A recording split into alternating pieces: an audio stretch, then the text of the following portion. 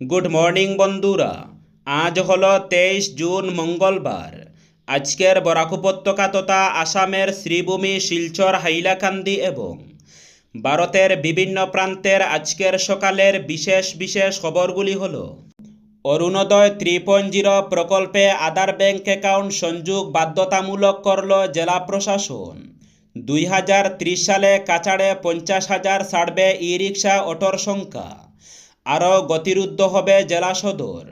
2025 সালে কাছাড়ে ই রিক্সা অটোরিক্সা বিক্রি হয়েছে 5,782। কাছাড়ে এ পর্যন্ত মোটে বিক্রি হওয়া ই রিক্সা অটোর সংখ্যা 28,020। স্বামীর হাতুড়ির আঘাতে প্রাণ গেল পরপুরুষের হাত ধরে পালানো স্ত্রীর, থানায় গিয়ে আত্মসমর্পণ স্বামীর। অবশেষে কালাইন এলাকায় জাতীয় সড়কের সংস্কার কাজ শুরু, কথা রাখলেন বিধায়ক কমলাক্ষ দে পুরকাইস্ত। আজ আসাম রাজ্য বিদ্যালয় শিক্ষা পর্ষদ বেলা 11টায় মাধ্যমিক কম্পার্টমেন্টাল পরীক্ষা 2026-এর ফলাফল ঘোষণা। কোচিং সেন্টারে ভয়ঙ্কর অগ্নিকাণ্ড, জানালা দিয়ে ঝাঁপে পড়ুয়াদের, মৃত অন্তত 15, আহত বহু। যাদের বেশি সন্তান রয়েছে তাদের পুরস্কৃত করার দাবি বদরুদ্দিন আজমলের। পেটের তাগিদে বহিরাজ্যে গিয়ে কাফনবন্দি হয়ে বাড়ি ফিরলেন কালীগঞ্জের যুবক। উদারবন্দে ভয়াবহ দুর্ঘটনার কবলে শ্রমিকবাহী বাস, আহত অন্তত 17। মহাসড়কে পৃথক ঘটনায় নিহত চালক। নির্বিঘ্নে পানীয় জল সরবরাহে উন্নত পরিকাঠামো গড়ে তোলা হবে, বললেন কৃষ্ণেন্দু পাল। শ্রীভূমির বিভাগীয় কার্যালয় পরিদর্শন জনস্বাস্থ্য কারিগরি মন্ত্রীর। সিদ্ধেশ্বরধাম পুরসভায় কাটিগড়ার অন্তর্ভুক্তি, নাগরিক সভায় অমত, মত পাল্টালেন বিধায়ক কমলাক্ষ দে পুরকাইস্ত।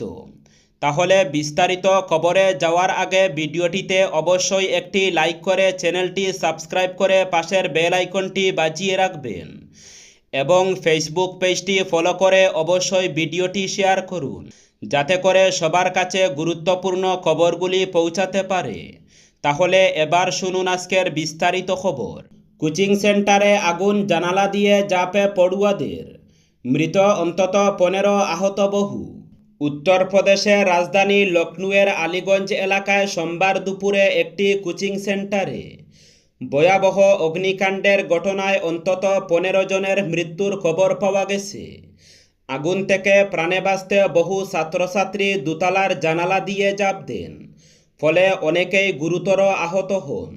ঘটনায় শোক প্রকাশ করেছেন প্রধানমন্ত্রী নরেন্দ্র মোদী এবং উত্তরপ্রদেশের মুখ্যমন্ত্রী যোগী আদিত্যনাথ। জানা গেছে, আলীগঞ্জের একটি জনপ্রিয় কোচিং সেন্টারে আচমকা আগুন লাগে। অল্প সময়ের মধ্যেই আগুন পাশের বাণিজ্যিক ভবনের একাংশে ছড়িয়ে পড়ে। ভবনের দোতলায় কোচিং সেন্টার, পাশাপাশি একটি গেমিং জোন এবং নিচতলায় একটি পেট শপ ছিল। ঘটনার সময় কোচিং সেন্টারে বিপুল সংখ্যক ছাত্রছাত্রী উপস্থিত ছিলেন। প্রত্যক্ষদর্শীদের বর্ণনা অনুযায়ী আগুন লাগার পর গণধোঁয়ায় মুহূর্তের মধ্যে ভবনটি ঢেকে যায়। সিঁড়ি দিয়ে নামার পথ বন্ধ হয়ে পড়ায় বহু পড়ুয়া জানালা দিয়ে বেরিয়ে আসার চেষ্টা করেন। কেউ দোতলা থেকে সরাসরি ঝাঁপ দেন, আবার কেউ বৈদ্যুতিক তার বা কার্নিশ ধরে নামতে গিয়ে নিচে পড়ে যান। এতে বহু শিক্ষার্থী গুরুতরভাবে আহত হন। শোনিতপুর জেলা প্রশাসন এক গণবিজ্ঞপ্তির মাধ্যমে জানিয়েছেন যে অসম সরকারের অরুণোদয় 3.0 প্রকল্পের অন্তর্গত যেসব হিতাধিকারীদের ব্যাংক অ্যাকাউন্টের সঙ্গে আধার নম্বর যুক্ত নেই, তাদের আধার পেমেন্ট ব্রিজ সিস্টেমের মাধ্যমে আধার ভিত্তিক অর্থ প্রদান বাধ্যতামূলক করা হয়েছে। এই কারণে যেসব হিতাধিকারীর ব্যাংক অ্যাকাউন্টের সঙ্গে আধার নম্বর যুক্ত নেই, তাদের আগামী 30 জুনের মধ্যে নিজ নিজ ব্যাংক শাখায় গিয়ে এই সংযোগ প্রক্রিয়া সম্পন্ন করার অনুরোধ জানানো হয়েছে। নির্ধারিত সময়সীমার মধ্যে এই সংযোগ প্রক্রিয়া সম্পন্ন না হলে আধার ভিত্তিক অর্থ প্রদান ব্যবস্থার নিয়মানুযায়ী হিতাধিকারীরা ভবিষ্যতে এই প্রকল্পের সুবিধা থেকে বঞ্চিত হতে পারেন। আধার ব্যাংক অ্যাকাউন্ট সংযোগ সম্পর্কিত যে কোনো সহায়তার জন্য হিতাধিকারীদের নিজ নিজ পুরসভা অথবা সংশ্লিষ্ট ব্লক উন্নয়ন কর্মকর্তা বিডিও কার্যালয়ের সঙ্গে যোগাযোগ করতে বলা হয়েছে। অরুণোদয় 3.0 প্রকল্পের সুবিধাগুলি যাতে নিরবচ্ছিন্নভাবে পাওয়া নিশ্চিত করা যায়, তার জন্য শোনিতপুর জেলা প্রশাসন যোগ্য হিতাধিকারীদের নির্ধারিত সময়সীমার মধ্যে এই সংযোগ প্রক্রিয়া সম্পন্ন করার আহ্বান জানিয়েছেন। অবশেষে কালাইন এলাকায় জাতীয় সড়কের সংস্কার কাজ শুরু, কথা রাখলেন বিধায়ক কমলাক্ষ দে পুরকাইস্থ। দীর্ঘদিনের জনদুর্ভোগ ও নাগরিকদের ক্ষোভের মুখে পড়ে অবশেষে কালাইন এলাকায় ৬ নম্বর জাতীয় সড়কের ক্ষতিগ্রস্ত অংশ মেরামতের কাজ শুরু হয়েছে। রবিবার কালাইন বাজারে অনুষ্ঠিত নাগরিক সভায় গৃহীত সিদ্ধান্তের ভিত্তিতেই সোমবার থেকে সংস্কার কার্যক্রম শুরু হয়। এদিন কাটিগড়ার বিধায়ক কমলাক্ষ দে পুরকাইস্থ উপস্থিত থেকে কাজের অগ্রগতি পরিদর্শন করেন। উল্লেখ্য, শিলচর গুয়াহাটি সংযোগকারী এই গুরুত্বপূর্ণ জাতীয় সড়কের বেহাল অবস্থার কারণে দীর্ঘদিন ধরে যাত্রী পরিবহন, ব্যবসায়ী ও সাধারণ মানুষকে চরম ভোগান্তির শিকার হতে হচ্ছিল। এই পরিস্থিতি নিয়ে রবিবার কালাইন বাজারে এক নাগরিক সভার আয়োজন করা হয়। সভায় বিধায়ক কমলাক্ষ দে পুরকাইস্থ, NHIDCL এর আধিকারিক, প্রশাসনিক প্রতিনিধি, জনপ্রতিনিধি এবং এলাকার বিশিষ্ট নাগরিকরা উপস্থিত ছিলেন। যাদের বেশি সন্তান রয়েছে তাদের পুরস্কৃত করার দাবি বদরুদ্দিন আজমলের। যাদের বেশি সন্তান রয়েছে তাদের পুরস্কৃত করার দাবি তুললেন অসম ভিত্তিক all India Democratic front AIUDF এর সভাপতি তথা বিধায়ক বদরুদ্দিন আজমল। অসমে জনসংখ্যা বৃদ্ধির হার কমে যাওয়া নিয়ে উদ্বেগ প্রকাশ করতে গিয়ে এই দাবি করেছেন বদরুদ্দিন আজমল। সোমবার রাজ্য বিধানসভায় বিধায়ক পদে শপথ নিয়েছেন AIUDF এর প্রধান বদরুদ্দিন আজমল। তাকে শপথ বাক্য পাঠ করিয়েছেন বিধানসভার অধ্যক্ষ রঞ্জিত কুমার দাস। হজে থাকায় নির্দিষ্ট দিনে অন্য বিধায়কদের সঙ্গে শপথ নিতে পারেননি বিন্নাকান্দির বিধায়ক বদরুদ্দিন আজমল। শপথ নিয়ে বিধানসভার অধ্যক্ষের কক্ষ থেকে বাইরে এসে উপস্থিত সাংবাদিকদের সঙ্গে কথা বলেছিলেন AIUDF এর প্রধান। অসমে জনসংখ্যা বৃদ্ধির হার কমে যাওয়ার উদ্বেগ প্রকাশ করে বদরুদ্দিন আজমল সরকারের কাছে দাবি জানিয়েছেন বেশি সন্তান রয়েছে এমন পরিবারগুলির জন্য প্রণোদনা ও সহায়তামূলক ব্যবস্থা চালু করা উচিত। তার দাবি, অসমে জনসংখ্যা বৃদ্ধির হার কমছে, বিষয়টি সরকারের গুরুত্ব সহকারে দেখা প্রয়োজন। স্বামীর হাতুড়ির আঘাতে প্রাণ গেল পরপুরুষের হাত ধরে পালানো স্ত্রীর, থানায় গিয়ে আত্মসমর্পণ স্বামীর। পরপুরুষের হাত ধরে পালানো 2 সন্তানের জননীর মৃত্যু ঘটল স্বামীর হাতুড়ির আঘাতে। এই নৃশংস ঘটনাটি ঘটেছে করিমগঞ্জ জেলার বাজারিছড়া থানার অন্তর্গত সীমান্তবর্তী জেরজেরি এলাকায়। মৃত্যুকে কেন্দ্র করে ব্যাপক চাঞ্চল্যের সৃষ্টি হয়েছে। অভিযোগ, স্বামীর হাতুড়ির আঘাতে প্রাণ হারিয়েছেন সাহারা বেগম নামে এক গৃহবধূ। স্থানীয় সূত্রে জানা গেছে, জেরজেরি এলাকার পূর্ব হাতায়ারবন গ্রামের বাসিন্দা ফুরকান উদ্দিনের সঙ্গে কটামনি ইচারপাড় এলাকার বাসিন্দা মুজিবুর রহমানের মেয়ে সাহারা বেগমের প্রায় 6 বছর আগে সামাজিক ও ধর্মীয় রীতি মেনে বিবাহ হয়। তাদের এক পুত্র ও এক কন্যা সন্তান রয়েছে। অভিযোগ অনুযায়ী কিছুদিন আগে সাহারা বেগম স্থানীয় এক ব্যক্তি জসিমউদ্দিনের সঙ্গে প্রেমের সম্পর্কে জড়িয়ে পড়েন। এরপর প্রায় 15 দিন আগে তিনি স্বামীর সংসার ছেড়ে জসিমউদ্দিনের সঙ্গে চলে যান। ঘটনাকে কেন্দ্র করে এলাকায় একটি সালিশি সভারও আয়োজন করা হয়। সেখানে সাহারা বেগম ও জসিমউদ্দিনের সম্মতির ভিত্তিতে তাদের একসঙ্গে থাকার সিদ্ধান্ত গৃহীত হয় বলে জানা গেছে। সে সময় সাহারা ও তার পুত্র সন্তানকে সঙ্গে নিয়ে যান, আর কন্যা সন্তানটি ফুরকান উদ্দিনের কাছেই থেকে যায়। রবিবার সাহারা বেগম ও জসিমউদ্দিন হঠাৎ ফুরকান উদ্দিনের বাড়িতে উপস্থিত হন। সেখানে কোনো একটি বিষয়কে কেন্দ্র করে সাহারা ও ফুরকানের মধ্যে বচসা শুরু হয়।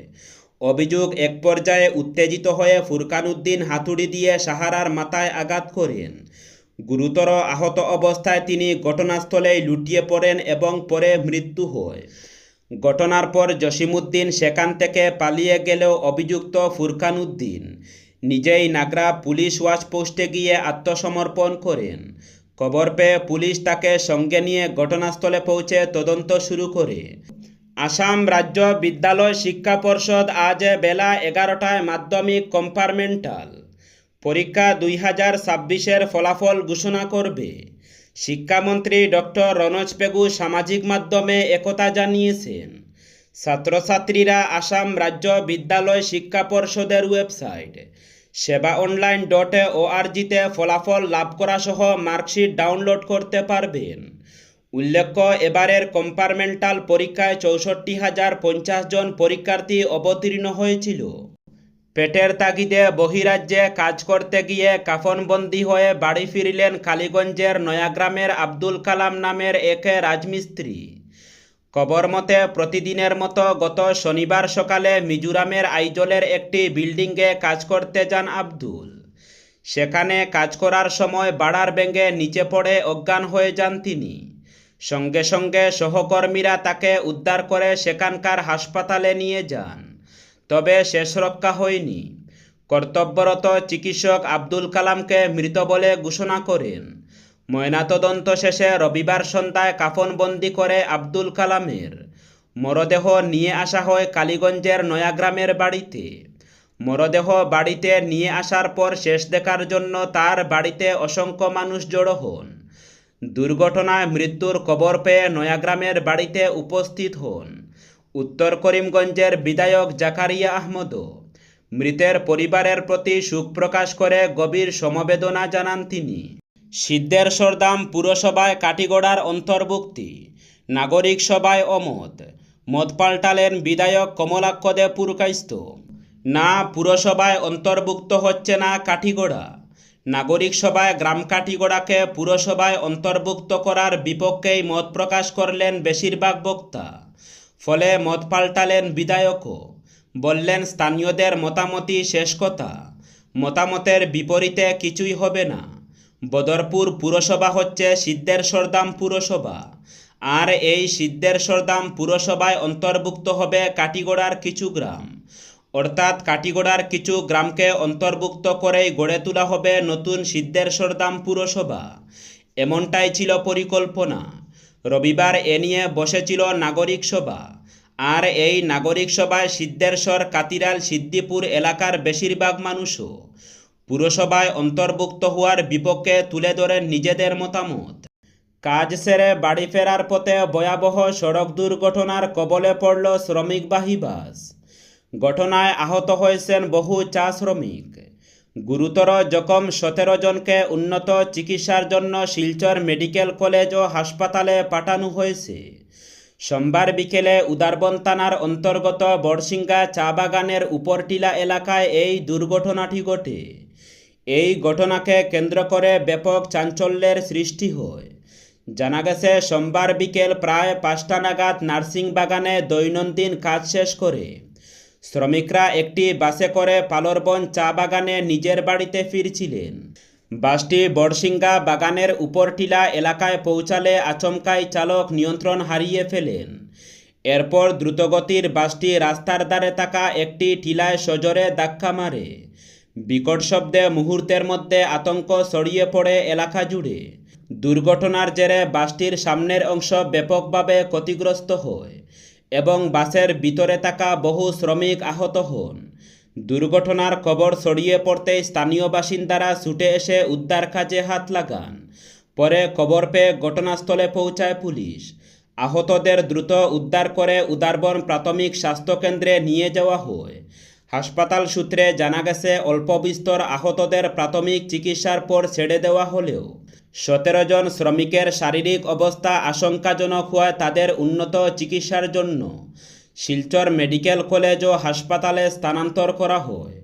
এদিকে এদিন উদারবন্দের বাহাদুরপুর এলাকায় মহাসড়কের পাশে একে অজ্ঞাত পরিচয় চালকের মৃতদেহ উদ্ধারের ঘটনাকে কেন্দ্র করে সোমবার সন্ধ্যায় চাঞ্চল্যের সৃষ্টি হয়। প্রাথমিকভাবে অনুমান করা হচ্ছে দুর্ঘটনাতেই ওই চালকের মৃত্যু হয়েছে।